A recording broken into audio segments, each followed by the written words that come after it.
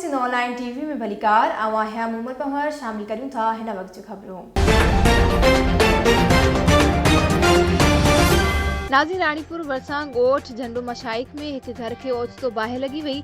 घर में बिठल बकरियों अनाज ऐं ॿियो घर जो अलॻि तलॻि सड़ी रखी वियो।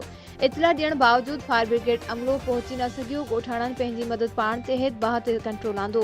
मुतासिर खानदान खुलियल आसमान हेठि वेठल रहियो। वसवारनि खां मदद जी अपील कई। सिंध ऑनलाइन टीवी जे रिपोर्टर रहीम सोलंकी जी ख़बर मूजिब रानीपुर भरिसां ॻोठ झंडो मशाइक में रानीपुर जे सीनियर सहाफ़ी नदीम शेख जे घर के ओचितो बाहि विकोड़े वई। मुतासिर सहाफ़ी जो खानदान खुलियल आसमान हेठि वेठल आहे। संदसि चवणु हो त घर में जेको कुझु हुयो सो सड़ी रखी वियो।